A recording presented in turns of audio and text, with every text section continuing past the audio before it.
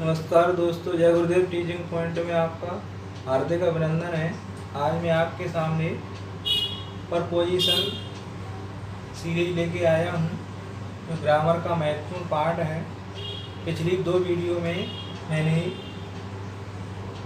2 preposition और 4 preposition के विषय में विस्तार से बताया। दोस्तों, आज मैं आपके सामने प्रपोजिशन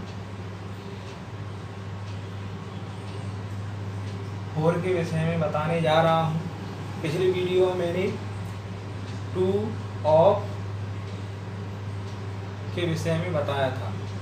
तो दोस्तों, आज हम 4 प्रपोजिशन क्या है इसके विषय में समझेंगे। दोस्तों, हर रोज़ की तरह मैं इस बार भी फिर आपसे कह रहा हूँ कि वीडियो पूरा देखें, लास्ट तक देखें, अंत तक देखें, तभी आपको इसका पूर्ण लाभ प्राप्त होगा।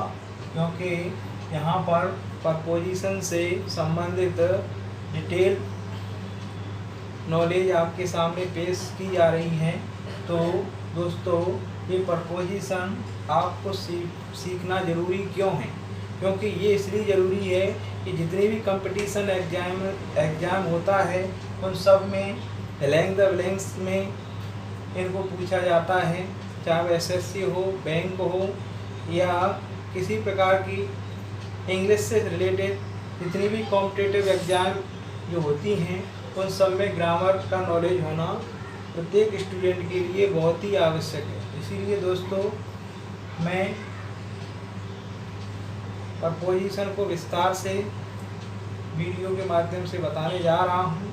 इसके अलावा मैंने पिछली कई वीडियो अपलोड की हैं, जैसे टेंस हैं, मॉडल्स हैं, आर्टिकल्स हैं। तो इसी प्रकार की वीडियो आप अगर देखना चाहते हैं तो हमारी जय गुरुदेव एकेडमी, जय गुरुदेव टीचिंग पॉइंट के नाम से जो हमारा चैनल है उसको सब्सक्राइब करें और बेल आइकॉन को दबाएं, तो आपको हर प्रकार की वीडियो ग्रामर से संबंधित मिल जाएंगी। इसके अलावा जनरल नॉलेज से संबंधित वीडियो भी मैंने अपलोड की हैं, वो भी इस चैनल पर प्राप्त हो जाएंगी। तो दोस्तों, यहाँ पर आज मैं आपके सामने प्रपोजिशन 4 के विषय में बताने जा रहा हूँ। तो दोस्तों, 4 का मीनिंग है, 4 का हिंदी मीनिंग है के लिए। 4 को हिंदी में कहते हैं के लिए। किसी व्यक्ति, वस्तु, स्थान के लिए जब कोई वर्क किया जाता है तो वहाँ पर हम 4 लगा करके सेंटेंस को क्रिएट करते हैं। तो दोस्तों, यहाँ पर 4 का मतलब है के लिए। तो यहाँ एग्जाम्पल से इसको समझ सकते हैं दोस्तों कि she cooks food for me, she कुक्स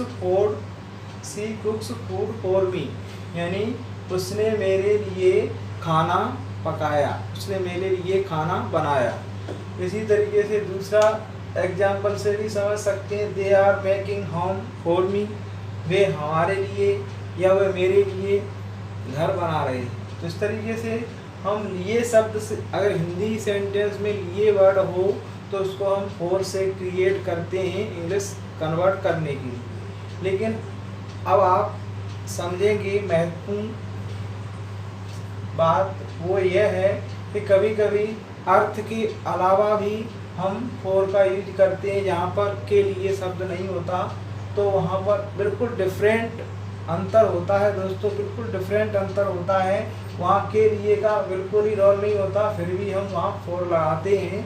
तो जैसे रूल्स 1 में आप देखें, किसी वस्तु के खरीदने पर, जब हम किसी वस्तु को खरीदते हैं या बेचते हैं, किसी वस्तु को परचेस करने के लिए या सेलिंग करने के लिए हम 4 का यूज करते हैं। किसी वस्तु को खरीदना और बेचने में 4 लगाते हैं। जैसे एग्जाम्पल से समझ सकते हैं, I bought radio for 100 rupees, I bought this hat for 10 rupees. तो यहाँ पर दोनों दिया है। देखिए, I bought this hat for 10 rupees, यानी मैंने इस टोपी को 10 रुपये में खरीदा। मैंने इस टोपी को खरीदने के लिए कितने रुपए की आवश्यकता हुई? 10 रुपये की। हालांकि यहाँ लिए भी शब्द आ जाता है, लेकिन कभी कभी लिए ना आकर के ऐसे भी बोल सकते हैं I want this hat for 10 rupees, यानी मैंने इस टोपी को 10 रुपये में खरीदा। यहाँ लिए नहीं आया, मैंने इस टोपी को 10 रुपये में खरीदा। या इसको अपन दूसरे तरीके से बोलें कि मैंने 10 रुपये में ये टोपी खरीदने के लिए 10 रुपये की आवश्यकता हुई। तो यहाँ खरीदने और बेचने के लिए किस प्रपोजिशन का यूज करते हैं? फॉर प्रपोजिशन का यूज करते हैं। इसी तरीके से दूसरे एग्जाम्पल में ही sold his radio for 100 rupees, यानी उसने इस रेडियो को 400 रुपये में बेचा। सोल्ड माने बेचा, तो उसने इस रेडियो को कितने रुपए में बेचा? 400 रुपये में बेचा। तो इस तरीके से बेचने के लिए और खरीदने के लिए हम फॉर प्रपोजिशन का यूज करते हैं। दूसरे रूल में बताया जा रहा है वेट फॉर। वेट फॉर, किसी के इंतजार के लिए भी हम फॉर का यूज करते हैं। किसी के इंतजार के लिए क्या करते हैं? फॉर प्रपोजिशन का यूज करते हैं। एग्जाम्पल में समझ सकते हैं I was waiting for you. I was waiting for you, मैं तुम्हारा इंतजार कर रहा था।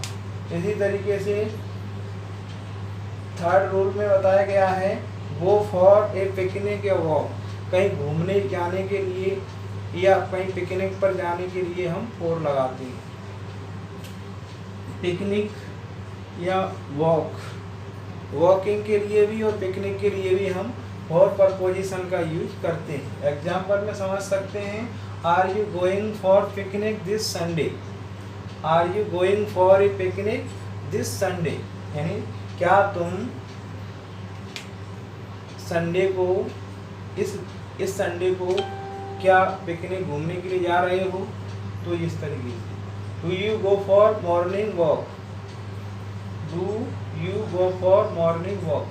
तो इस तरीके से हम आसानी से रूल 3 को फॉलो कर सकते हैं। रूल 4 टेस्ट फॉर और लाइकिंग फॉर। टेस्ट फॉर दोस्तों और लाइकिंग फॉर में भी हम इसका यूज करते हैं।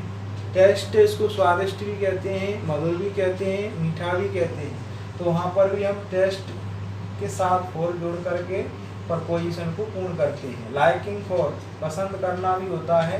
एग्जाम्पल में हम देख सकते हैं I have a taste for old song, यानी मेरे पास मधुर संगीत हैं। मेरे पास पुराने जो हैं पुराने मधुर और सदाबहार गीत हैं।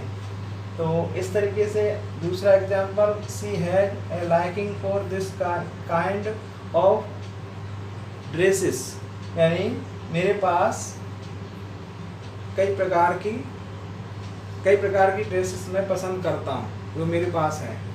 तो इस तरीके से हम उसको भी समझ सकते हैं कि फॉर का यूज लाइकिंग किसी चीज़ को पसंद करने के लिए भी हम फॉर प्रपोजिशन का यूज करते हैं। इसी तरीके से हायर रूल में आप देखते हैं स्टार्ट फॉर, किसी चीज़ की शुरुआत के लिए भी हम फॉर लगाते हैं। जैसे इसको एग्जाम्पल से समझ सकते हैं दे स्टार्टेड फॉर आगरा, वे आगरा के लिए निकल चुके हैं, वे आगरा के लिए जा चुके हैं। तो इस तरीके से फेमस फॉर में भी किसी चीज़ की यहाँ जो चीज़ ज़्यादा फेमस हो, किसी स्थान या पर्सन से संबंधित कोई चीज़ हो जो फेमस हो, तो वहाँ पर भी हम फॉर प्रपोजिशन का यूज करते हैं।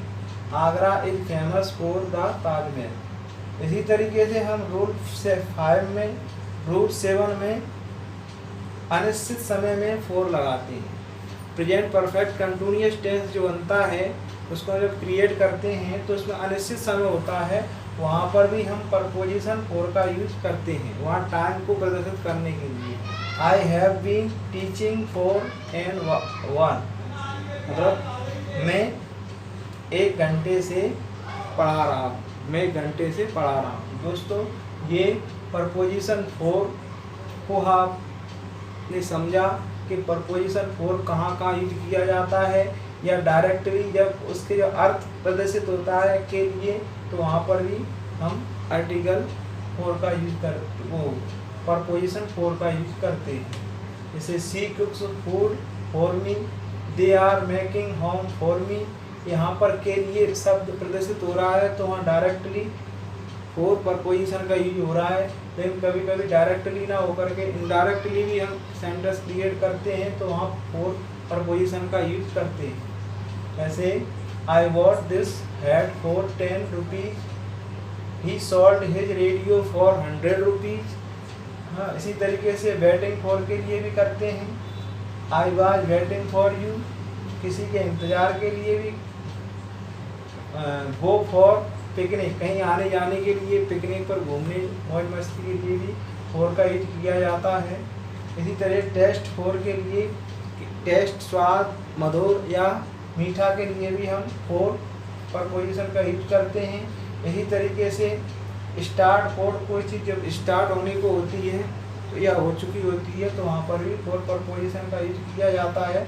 उसी तरीके से फेमस, किसी फेमस चीज़ के लिए भी 4 को कनेक्ट करके प्रपोजिशन को क्रिएट करते हैं। इसी तरह और इसके बाद अनिश्चित समय के लिए भी 4 प्रपोजिशन का यूज किया जाता है। तो दोस्तों, आपने इस वीडियो के माध्यम से 4 प्रपोजिशन को किस तरह से समझ सकते हैं, किस तरह से हम उसको क्रिएट कर सकते हैं, क्लैंग को फुलफिल कैसे कर सकते हैं, वो हम इन रूलों के माध्यम से आसानी से समझ करके हर प्रकार के क्वेश्चन को सॉल्व कर सकते हैं। तो दोस्तों, इस वीडियो को लाइक शेयर ज़रूर करें। जय हिंद, जय भारत।